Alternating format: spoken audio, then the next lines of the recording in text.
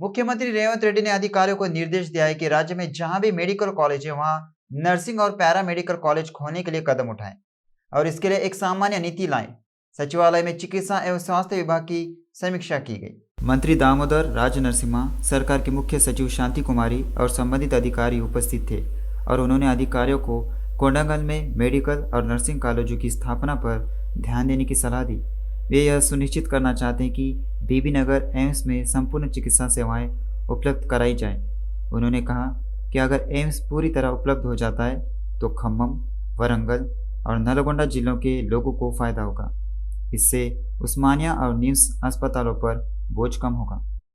गांधी भवन में कांग्रेस नेताओं की बैठक हुई। पूर्व पीसीसी चीफ विज ने कहा कि कविता की स्थिति देखकर तो उन्हें समझ नहीं आया कि हंसे या रोएं। उन्होंने आलोचना की कि केसीआर कभी भी फूले की जयंती और पुण्यतिथि पर नहीं आए। उन्होंने कहा कि केसीआर ने कहा था कि जाति जनगणना की कई है, लेकिन उन्होंने इसका खुलासा किए बिना ही इसे कुचल दिया। बड़गू ने कहा कि यह कांग्रेस है जो कमजोर वर्गों के लिए काम करती है और रेवंत का जाति जनगणना करने का निर्णय सराहनीय है।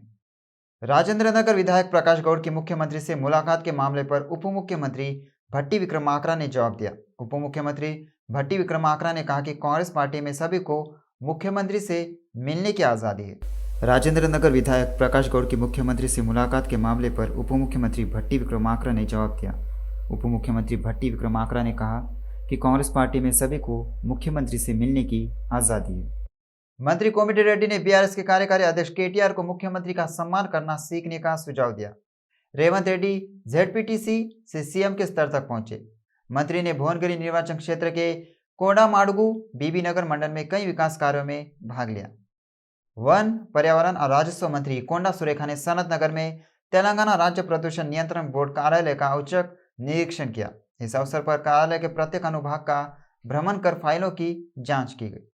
बीआरएस के वरिष्ठ नेता और विधायक हरीश राव ने आलोचना की कि मंत्री कांग्रेस के लोकतंत्र की तुलना में जनता के प्रतिनिधियों का अपमान कर रहे हैं।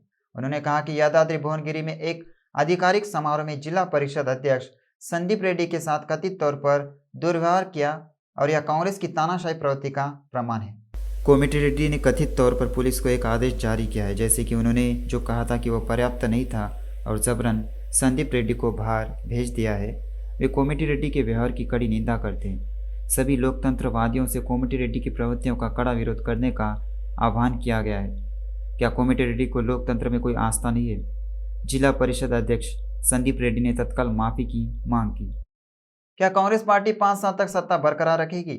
बीआरएस के कार्यकारी अध्यक्ष केटीआर ने कहा कि आइए इंतजार करें और देखें। उन्होंने रंगारेड्डी जिले के चेवेला केंद्र में आयोजित बीआरएस पार्टी कार्यकर्ताओं की एक बड़े पैमाने की बैठक में भाग लिया। जिनकी कमाई उनकी है, जिनका खर्चा उनका है। अंत में ऐसे लोग भी हैं जो बची हुई राशि में से कुछ धर्म संगठनों, वृद्धाश्रमों और अनाथों को दान देना चाहते हैं। अच्छा विचार है। सामाजिक प्राणी के रूप में यह एक जिम्मेदारी भी है। उस धन का दुरुपयोग रोकने के लिए पर्याप्त सावधानी बरतनी जानी चाहिए। दान और अनाथों को दान देना, सबसे पहले ये बातें जानना जरूरी है।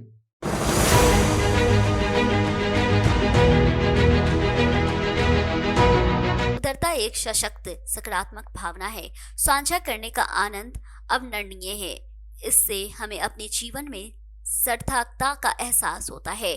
यह अमीरों की भी जिम्मेदारी है कि वे वंचितों के साथ साझा करें। आर्थिक मानववैज्ञानिक परोपकार को मानव निवेशन के रूप में वर्णित करते हैं। जैसे शेयर बाजार में निवेशन लंबे समय में हमारी संपत्ति का मूल्य बढ़ाता है, वहीं दान सेवा खुशी सूचकांक में हमारे ग्राफ को ऊपरी ले जाता है। वहीं वॉरेन बफेट कहते हैं, वहीं अनाथालय को दान देना मेरे जीवन का सबसे अच्छा निवेश है। लेकिन जब हमने समाज के लिए जो पैसे आवंटित किए हैं वो उन लोगों तक पहुंचता है जिन्हें इनकी जरूरत है।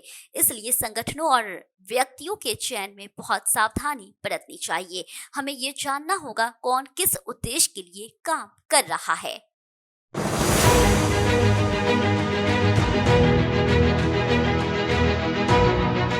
दैनिक समाचार पत्रकारों में विज्ञापन, सोशल मीडिया पे अभियान, लगातार शुभकामना संदेश, चौराहों के पास बांटे गए पर्चे, मदद मांगना और समर्थन की अपील करना। किसी न किसी रूप से हमारा ध्यान आकर्षित करने का प्रयास है। जी हाँ, आंकड़े बताते हैं कि देश में 30 लाख से अधिक एनजीओ गरीबों के लिए, अनाथों के लिए, बुजुर्गों के लिए, शारीरिक और मानसिक रूप में विकलांगों के लिए, पर्यावरण के लिए, राजनीतिक जागरूकता के लिए ऐसे कई संगठन हैं जो अपने अपने क्षेत्र में ईमानदारी से काम कर रहे हैं।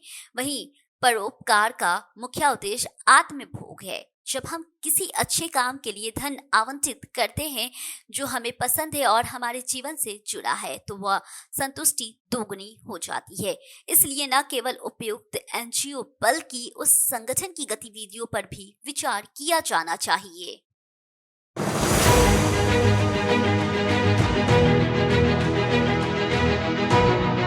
पुरस्कार, बैलेंस शीट, पत्रकारों में लेख, सब ऊंचाई पर अंतः आप जो देखते हैं वही सत्य है।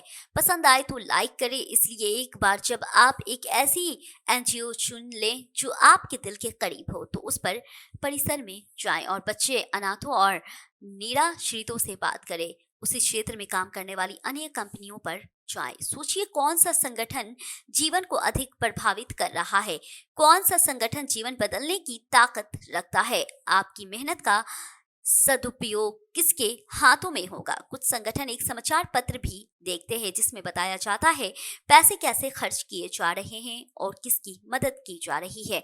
ऐसी जानकारी से उस पर एनजीओ पर हमारा भरोसा बढ़ जाता है और रिश्तेदारों को भी सिफारिश करेंगे। ऐसे लोग हैं जो निवेशन सिद्धांतों का परोपकार से जोड़ते हैं। हर महीने एक निश्चित राशि सिस्टमैटिक इवेंटमेंट प्लान और में डाली जाती है और जब लंबे समय में एक बड़ी राशि दान की जाती है, इससे और पैसे जुड़ेंगे और भी जिंदगियां बेहतर होगी।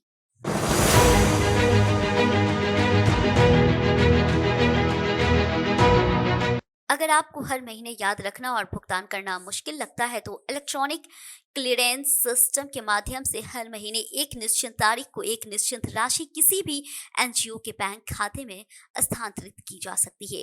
एक तरीका ये भी है कि चुनी गई कंपनी की वेबसाइट पर जाएं और क्यूआर कोड का स्कैन करें। भले ही हम सीधे पैसे ना दें, हम उन एनजीओ के लिए अपने पेशेवर कौशल का उपयोग करके संतुष्टि प्राप्त कर सकते हैं। ये एक गैर वित्तीय सेवा है। हमने जो चित्र बनाए हैं, जो किताबों में हमने लिखी है, जो मूर्तियां हमने बनाई है, यदि हमारे पास सिंचाई की व्यवस्था हो तो फसल का एक हिस्सा गरीबों में वितरित किया जा सकता है। मन के कई तरीके हैं, किसी भी तरह से उदारता एक महान गुण है।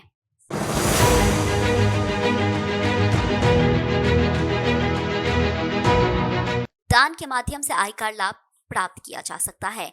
इनकम टैक्स एक्ट 1961 की धारा 80G के मुताबिक 50 से 100% तक टैक्स राहत मिलती है, लेकिन दान हमारी कुल आय के 10% से अधिक नहीं होना चाहिए। हालांकि यहाँ एक प्रावधान है, जिन संगठनों को हम दान देते हैं उनके लिए 80G पंजीकरण अनिवार्य है, तभी अधिसूचना संस्थानों की सूची की जगह मिलेगी। अपवादों की अनुमति है। वहीं ये 6 छूट नई कर प्रणाली चुनने वाले पर लागू नहीं है। भले ही पुराना तरीका चुना जाए, 2000 रुपए से ज्यादा का नगद दान इस दायरे में शामिल नहीं होगा। कपड़े, सामान, भोजन, किताबें के रूप में दान भी 80G के तहत अयोग्य है।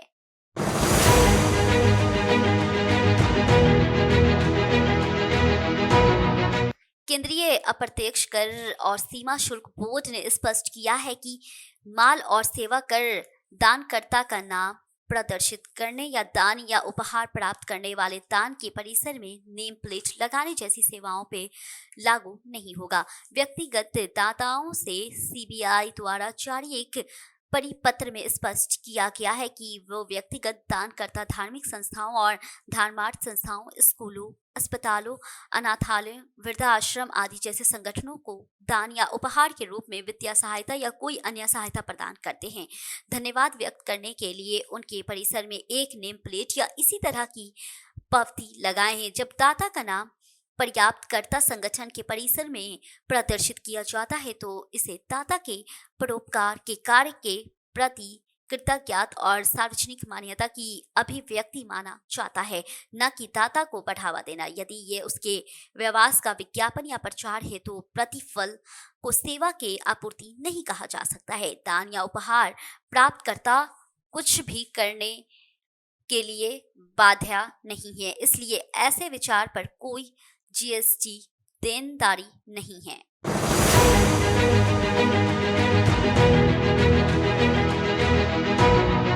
सीबीआईसी ने मामलों के कुछ उदाहरण उद्धृत किए हैं। श्री राजेश की ओर से अभिवादन। श्री राजेश द्वारा एक धर्मार्थ योग संगठन को दान किए गए डिजिटल ब्लैक बोर्ड के नीचे मुद्रित किया गया था। वहीं शारमिति द्वारा दान किया गया। ऐसे में दान के बने मंदिर परिसर में किसी भी हिस्से या कमरे के दरवाजे या फर्श पर मालती देवी अपने पिता की स्मृति में लिखा हुआ है। वहीं सीबीआईसी ने यह स्पष्ट किया कि इनमें से प्रत्येक मामले में दाता की किसी भी व्यावसायिक गतिविधि का कोई उल्लेख या संकेत नहीं है जिसे अन्यथा प्रचारित किया जाए। जहां उपहार या दान की 3 शर्तें पूरी होती है, वहां उपहार या दान किसी चैरिटी के लिए किया जाता है। भुगतान उपहार या दान की प्रकृति में होता है और उद्देश्य धर्मार्थ होता है और इसका परिणाम व्यावसायिक लाभ नहीं होता है और इसे नहीं घोषणा और जीएसटी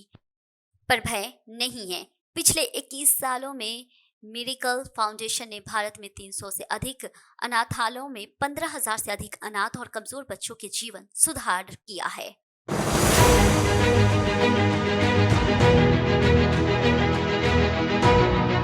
इसे पूरा करने के लिए हमने 5 कल्याण डोमेन और संयुक्त राष्ट्र बाल अधिकारियों के आधार पर अपनी क्रांतिकारी थ्राइव स्केल और पद्धति विकसित की है। ये उपकरण हमें स्वास्थ्य और कल्याण कारकों के व्यापक स्पेक्ट्रम और डेटा एक तंत्र करने और ट्रैक करने की अनुमति देता है ताकि प्रत्येक बच्चे को अपनी पूरी क्षमता तक पहुंचने का अवसर मिल सके।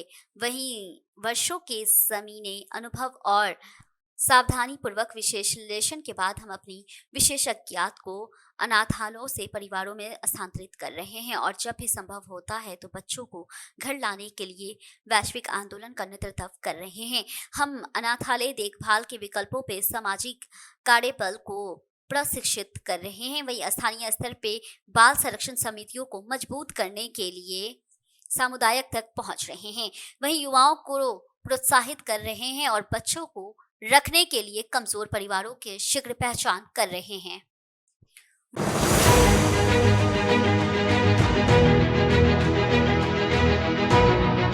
हम अपनी तकनीकी और माप कौशल को अमेरिकी पालन पोषण देखभाल प्रणाली में भी लागू कर रहे हैं। परिवार को उपयोग में आसान ऐप माध्यम से आवश्यक सेवाओं से जोड़ रहे हैं और पालक परिवारों के सामने आने वाली जटिल रिपोर्टिंग आवश्यकताओं को सुव्यवस्थित कर रहे हैं।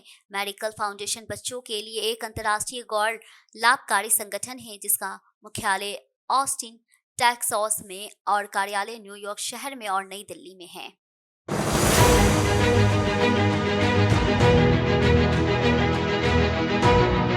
हम सहयोग में विश्वास करते हैं क्योंकि हम जानते हैं कि ये काम किसी भी एक संगठन से बड़ा है। हम गैर लाभकारी और संगठनों के एक वैश्विक नेटवर्क का हिस्सा है जो हमारे जीवन काल में अनाथालयों की आवश्यकता को समाप्त करने के लिए विश्वव्यापी आंदोलन को नेतृत्व कर रहे हैं।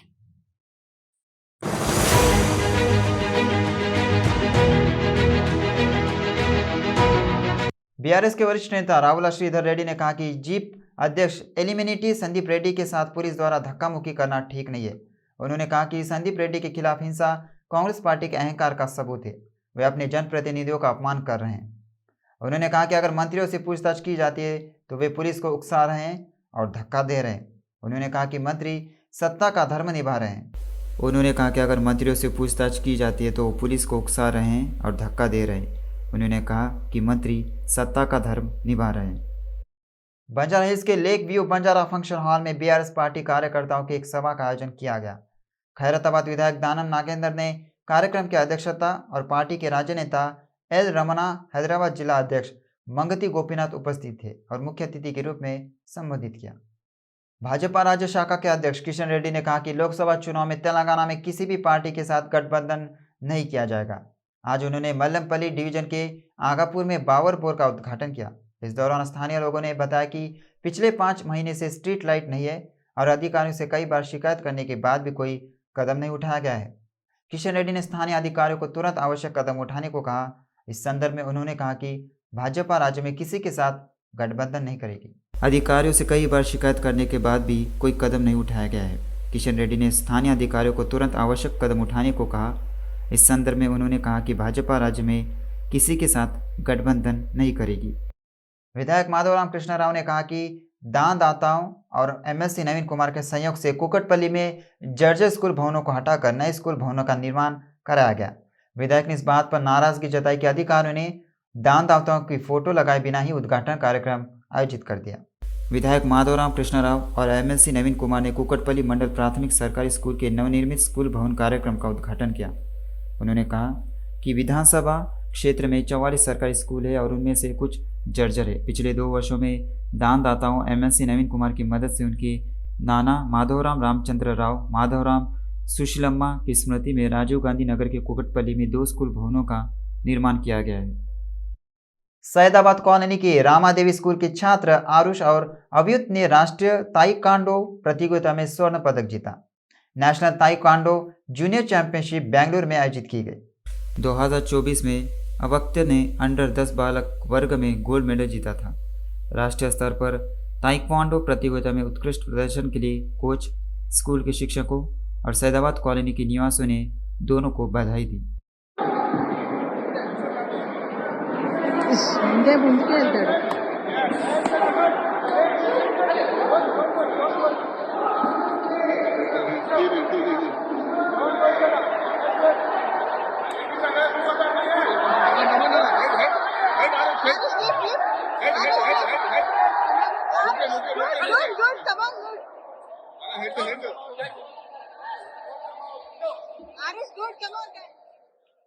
रिटायर्ड अधिकारी श्याम प्रसाद ने कहा कि ईवीएम को खत्म कर बैलेट से चुनाव किया जाना चाहिए। द इंदिरा पार्क के पास धरना चौक पर 5 दिनों के लिए दीक्षा देने की अनुमति दी गई थी। सोमाजीगुड़ा प्रेस क्लब में आयोजित बैठक में उन्होंने कहा कि वे 30 तारीख को धरना चौक पर शुरुआत करेंगे। बाचूपल्ली थाना अंतर्गत प्रगति नगर रोजा ब्यूटी पार्लर के मालिक द्वारा बड़े पैमाने पर धोखाधड़ी किए जाने का मामला हाल ही में सामने आया है। फ्रेंचाइजी के नाम पर 2 करोड़ रुपए चूना लगा गया। इससे पीड़ितों ने पुलिस से शिकायत की। रोज गोल्ड ब्यूटी पार्लर के नाम पर 3 करोड़ वसूलने के बाद दंपति गायब हो गए। समीना, इस्माइल और जैसिका ने यूट्यूब चैनलों पर विज्ञापन देकर और ग्राहकों को आकर्षित करके पीड़ितों को धोखा दिया। समीना और इस्माइल ने कहकर लोगों को विश्वास दिलाया कि यदि वे फ्रेंचाइजी लेते हैं तो उन्हें 35,000 प्रति माह वेतन मिलेगा। लेकिन दंपति ने पीड़ितों को 2 से 3 महीने तक समय अनुसार वेतन दिया, बाद में वेतन देना बंद कर दिया और इस पर संदेह होने पर जब वे मुख्य कार्यालय गए तो पीड़ितों को एहसास हुआ कि उन्हें धोखा दिया गया था, क्योंकि वहां ताला लगा हुआ था और उन्होंने पुलिस से संपर्क किया। बोराबंडा थाना क्षेत्र में आग लगने की घटना हुई है। घटना सारथी हाउसिंग सोसाइटी में हुई। स्थानीय लोगों ने तुरंत इसकी सूचना फायर ब्रिगेड को दी। मौके पर पहुंचे दमकल कर्मियों ने आग पर काबू पाया। स्थानीय लोगों ने बताया कि पूजा कक्ष में उस समय आग लगी जब घर पर कोई नहीं था। भारतीय रेलवे ने नवंबर 2023 तक रिकॉर्ड 1015.6 मीट्रिक टन माल ढुलाई की है। पिछले वर्ष की इसी अवधि की तुलना में माल लदान में 36.9 मीट्रिक टन की वृद्धि हुई। अप्रैल-नवंबर 2023 में माल ढुलाई के माध्यम से रेलवे द्वारा अर्जित राजस्व रुपये 1,10,007.5 करोड़ रुपए मिले हैं।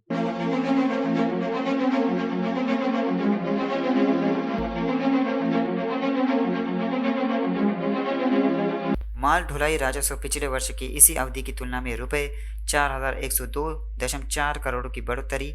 रेलवे ने नवंबर 2023 में 128.4 मीट्रिक टन माल ढुलाई की। पिछले वर्ष की इसी अवधि की तुलना में 4.3% का सुधार। भारतीय रेलवे ने अप्रैल-नवंबर 2023 के दौरान 1,015.669 मीट्रिक टन की कुल माल ढुलाई हासिल की है, जबकि पिछले साल की लोडिंग 978.724 मीट्रिक टन थी, जो पिछले साल की इसी अवधि की तुलना में लगभग 36.945 मीट्रिक टन का सुधार है। रेलवे ने पिछले साल की तुलना में रुपये 1,05,905.1 करोड़ रुपए 1,10,007.5 करोड़, जो पिछले वर्ष की इस अवधि की तुलना में लगभग रुपये 4,102.445 करोड़ की आय अधिक है।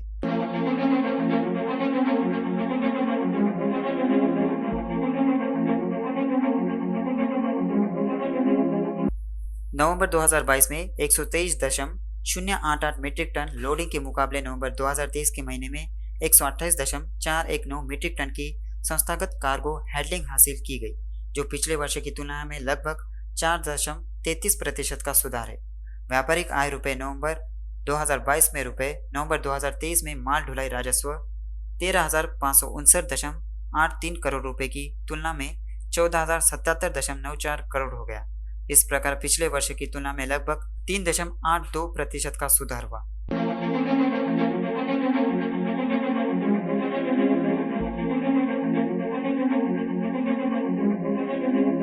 भारतीय रेलवे 65.48 मीट्रिक टन कोयला, 14.99 मीट्रिक टन लोहे आयस्क, 5.25 मीट्रिक टन पिग आयरन और तैयार steel, 5.58 metric ton cement, 4.61 metric ton clinker, 3.82 metric ton खाद्यान्न, 5.9 इजीजर फातिलारे, 4.176 मीट्रिक टन जहाज नवंबर 2023 में खनिज तेल में कंटेनरों में 6.91 मीट्रिक टन और अन्य वस्तुओं में शेष 8.59 मीट्रिक टन।